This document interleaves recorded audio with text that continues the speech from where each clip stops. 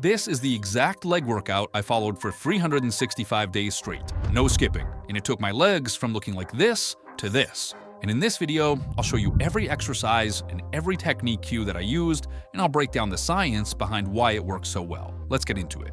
All year, I kicked off this leg workout with lying leg curls. Putting them first was an absolute game changer for how my knees feel when I squat. By doing them first, not only do you prioritize your hamstrings, which is a muscle that a lot of bros neglect, but you also get your knees and soft tissues nice and warmed up for the rest of the workout. You may be surprised at just how much better your squats will feel when your posterior chain is slightly activated going into them. Your glutes will fire better, your knees will track more smoothly, and you should be stronger. So if you've ever had cranky knees during squats, try curling first. Now, why did I pick the lying leg curl over the seated leg curl? Well, most of you have probably heard me talk about this study before, which showed that across 12 weeks, seated leg curls caused 1.6 times more hamstrings growth than lying leg curls, which is true. So let me explain. First, I do lying leg curls on one day of the week, and then seated hamstring curls on my second leg day of the week. Also, research shows that having exercise variety is generally better for developing a muscle more proportionally across all of its heads. And even though this study did show better hamstrings growth with the seated leg curl, there is another big muscle in your legs called the sartorius, and it actually grew better with lying leg curls. And the sartorius is a really important muscle for bodybuilding, especially when you're lean, because it's this vertical muscle that really pops out on your quad poses. And unlike the hamstrings, which are more stretched when you're seated, the sartorius is actually more stretched when you're lying down. Now, the main technique difference that I made this year was doing lengthen partials at the end of every last set. So once I couldn't get the pad all the way up, I kept going with partial reps. This works great because of the strength curve of the hamstrings. You'll find that as you get close to failure, you're still really strong in the bottom half, but you can't get the weight all the way up. So we can leverage that by using partial reps at the end. Now, the biggest mistake I see on these is letting your hips pop up. This will allow your glutes and low back to help you cheat the weight up.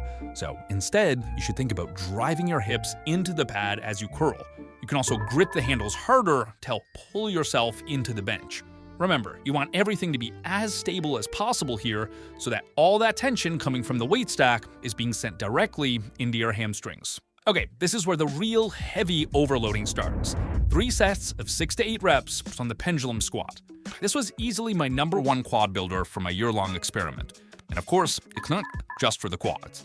Like any squat, it'll also smash the glutes and the adductor muscles of the inner thighs. Now, obviously, not every gym has a pendulum squat machine, so if you don't have one, you can swap it out for another squat variation that you can progressively overload well, like a barbell squat, Smith machine squat, or a hack squat. For barbell squats, you can make them more quad dominant by placing the bar higher on your traps and staying more upright. For Smith machine squats, you can increase the quad emphasis by keeping your feet back underneath you and letting your knees travel forward. Same for hack squats. Feet back in a deeper knee angle for quad bias. I prefer the pendulum though, because you not only get low back support like on a hack squat, but pendulum squats are notoriously harder at full depth, so you have to fight more to get out of the bottom. This gives you a massive growth stimulus for the quads. I also find the arcing movement path of a pendulum squat feels a bit smoother than the linear movement path of a hack squat, but I'm kind of splitting hairs now if I'm being honest. Your quads should feel lit up even after just one set, and that's exactly why you don't want to push every set all the way to failure on these.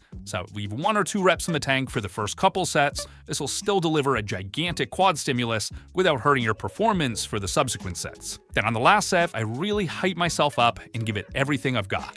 I just tell myself to keep going up and down until I can't get up anymore. Then I let the weight drop on the safety pin. But remember that with the pendulum squat in particular, it will feel very hard in the bottom, especially as you approach failure.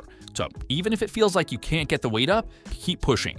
If you can just get through that sticking point near the bottom, you will be able to get all the way up and finish the rep. And you might surprise yourself with how many extra reps you can get once you really lock in and give it your all. And then every couple months, you'll want to do a deload week where you strip the weight back.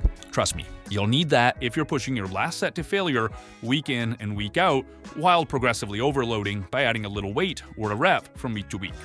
Now, the most common mistake I see here is cutting your depth short. One of the main advantages of the pendulum squat is that it's very quad dominant. But if you're not getting deep enough, your quads are really missing out on that juicy, high-tension spot toward the bottom where torque is the highest. So bury these as deep as you can comfortably go. If you're not sure what your depth looks like, record your set from the side